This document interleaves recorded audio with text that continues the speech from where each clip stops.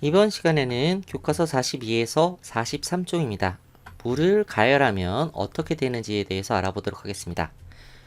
저번 시간에는 증발에 대해서 알아봤고요. 이번 시간에는 끓음에 대해서 알아볼 겁니다. 끓음, 물이 끓는다. 1번, 물을 가열할 때 나타나는 변화에 대해서 알아보겠습니다. 처음에는 표면의 물이 천천히 증발하고요. 나중에는 물속에서 기포가 생깁니다. 이 위에서 보이듯이 이게 공기방울 같은 것들이 이렇게 있죠? 얘네들이 기포야. 이런 기포가 생기는 거예요. 2번 끓음. 물의 표면뿐만 아니라 물속에서도 액체인 물이 기체인 수증기로 상태가 변하는 현상이에요. 증발과 어떤 점이 달라? 표면뿐만 아니라 물속에서도 액체인 물이 기체인 수증기로 상태가 변하는 현상이라는 얘기예요. 끓음. 무슨 말인지 알겠죠? 증발과 끓음의 공통점과 차이점 봅시다. 둘 다 공통점. 물이 수증기로 변하는 거야. 그래서 공기 중으로 흩어지는 겁니다. 그런데 증발은 물 표면에서 물이 수증기로 상태가 변하고 그렇기 때문에 물의 양이 매우 천천히 줄어듭니다. 반대로 끓음은 물 표면뿐만 아니라 물 속에서 물이 수증기 상태로 변하며 증발할 때보다 물의 양이 매우 빠르게 줄어듭니다. 이해되셨죠? 어떤 차이가 있어? 둘 다 물이 수증기로 이렇게 상태가 변하는 건데 얘는 표면에서만 일어나는 거고 물의 끓음은 표면뿐만 아니라 물 속에서도 일어나는 거예요. 그렇기 때문에 어느 게 더 빨라? 더 많은 부분에서 상태 변화가 일어나기 때문에 얘는 물의 양이 빠르게 줄어들고요. 얘는 물의 양이 조금 천천히 줄어들게 되는 겁니다. 자, 공통점과 차이점 모두 이해하셨죠? 자, 그러면 탐구 활동을 통해서 어떻게 되는지 알아보도록 하겠습니다.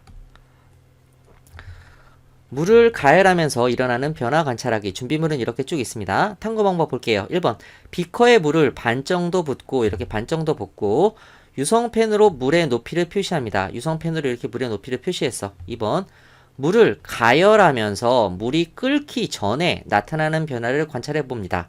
이렇게 가열하면서 물이 끓기 전에 나타나는 변화를 관찰해 보면은 물의 양이 조금씩 줄어듭니다. 이렇게 물의 양이 줄어들어. 물을 계속 가열하면서 물이 끓을 때 나타나는 변화를 관찰해 봅니다. 물이 끓을 때는 이렇게 공기방울, 기포가 생깁니다. 물 속에서 기포가 생겨요. 그리고 물의 양이 빠르게 줄어듭니다. 보기에도 확 줄어든 게 보이죠? 4번 불을 끄고 물의 높이를 처음과 비교해 봅니다. 끄고 비교해 보면 여기 지금 잘 안 보이니까 여기 지우고 높이가 많이 차이가 나죠? 여기랑 높이가 이만큼 많이 차이가 납니다. 물의 높이가.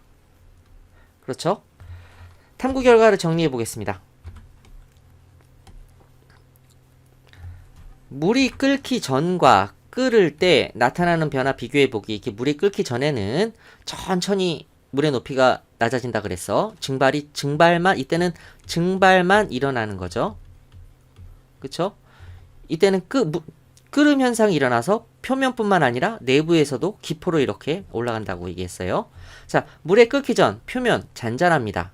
그리고 물이 끓을 때는 물 표면은 울퉁불퉁해져요. 왜? 기포가 이렇게 계속 올라가니까. 기포가. 물의 높이, 물이 끓기 전에는 매우 천천히 낮아집니다. 매우 천천히. 근데 물이 끓기 전보다 더 빠르게 낮아집니다. 물이 끓기 전에는 물속은 변화가 거의 없어요. 그런데 물이 끓을 때는 기포가 생기죠. 자, 이제 모두 이해하셨을 거라고 생각하고 2번 물을 가열하기 전과 물이 끓고 난 후 물의 높이 비교해 보기. 당연히 이때가 더 낮겠죠. 끓고 난 후가. 물이 끓고 난 후에 물의 높이가 물을 가열하기 전보다 더 낮습니다. 자, 그리고 3번 물이 끓고 난 후 물의 높이가 변한 까닭. 뭐 때문이야? 물이 수증기로 변해 공기 중으로 흩어졌기 때문이지. 그렇죠?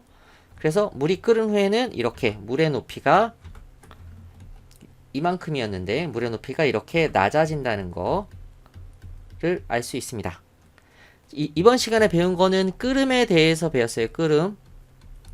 저번 시간에 배운 거는 증발에 대해서 배웠어요. 이 두 개는 모두 뭐야? 물이 수증기가 돼서 공기 중으로 날아가는 현상인데, 증발은 표면에서 일어나는 거고, 그리고 끓음은 표면과 물속을 포함하는 거죠. 여기 모두 일어나는 거야.